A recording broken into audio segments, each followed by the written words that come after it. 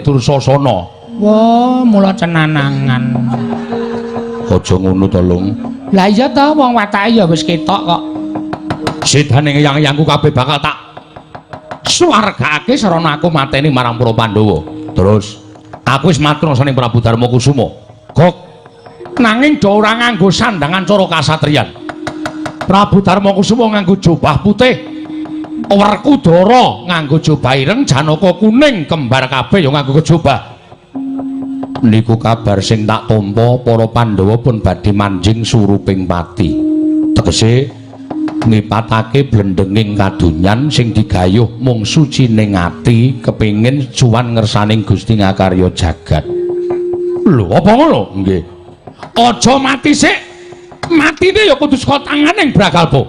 Mergo aku kudu males lara wirang marang sedaning eyang-eyangku biyen kok. Oh, lah terus lakon penjangkaku. Tak tantang wong Pandhawa sing mangsuli Werkudara.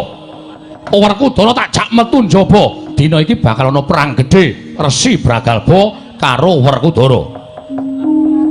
Terus panjenengan wantun. Mesine aku wani. Piye, Lung?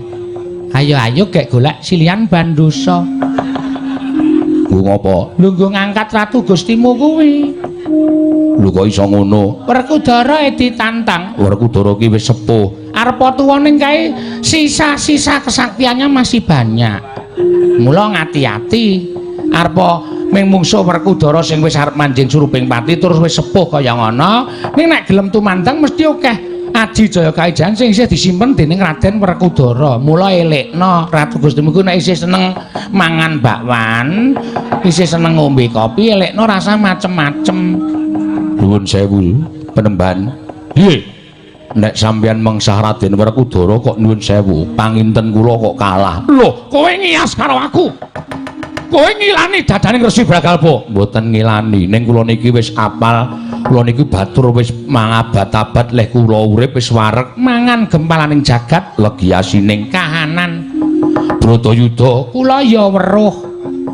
Werkudara jaman Bratayuda dadi niku Wah, mengerikan deh.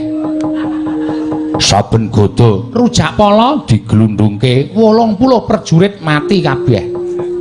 Niku Werkudara. Mula tangane nika Abang merga tilas getih. Niku Werkudara. Kurawa 100 cacahe kabeh ora ana sing mati liyane saka tangane Werkudara. Kabeh saka Werkudara oke-oke 80%. Lho. Niku tenan. Apa ya? Nggih, sampean ora ndelok, sampean ora crita. Nek ngono Bratayuda gayeng ya gayeng. Nanggap. Ora mung crita. Ngaten?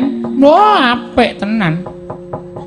Werkudara kuwi, Werkudara niku Prabu Duryudana niku matine nek sampean kula critane wing medeni kok. Matine Prabu Duryudana piye?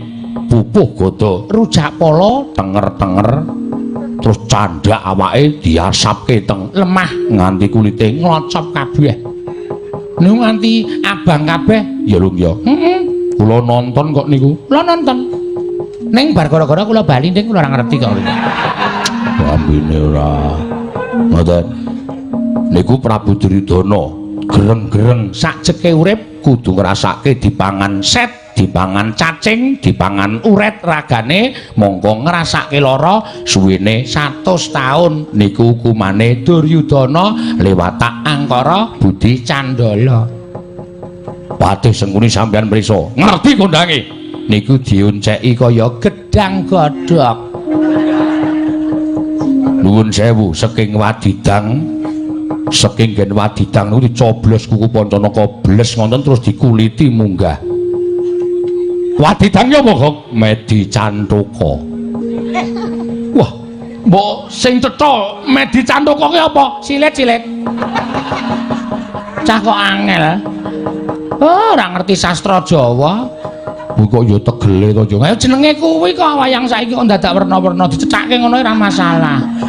Kuwi jenenge saru. Saru ki gumantung sing nampa, nek saru ya aja dienggo, nek ora ya sing apik ya dienggo. Wong jenenge wae ana tuntunane kok. Iya. Heeh.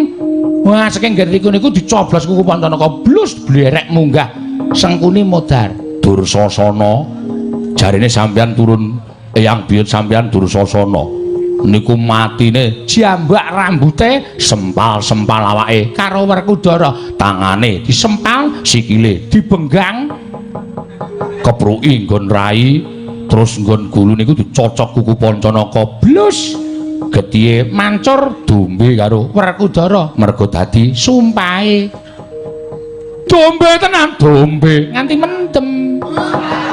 kowe iki senengane ora omongan kok kaya ngono Lho tenan kok.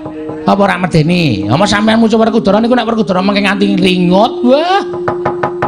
Sing janipun kepengin manter pangestine kepengin pinanggih karo sing gawe jagat sowan kersane Gusti Hyang Mahanasa malah sampean bebeda. Lah murka kamurkane sampean iso kok mengke sandhawase cek sabetke nggon wit brus pekungkung sekare naleni terus nggodhog terus mbubuti agak padake ingkung wae ora niku tenan kula ora goroh. Gok nun ning sing wajib tak coba wah nggih monggo Dicoba ning dituku lho Bos, ora mung dicoba-coba wah atene reget kathoke. Biasane iki nek dicoba ning ora dituku mung dipilah-pilih kaya wong tuku sandangan kowe ora menengo ajare Werkudara tontonan kadidane Resi Bragalba nggih kula tontoni sinu penemban.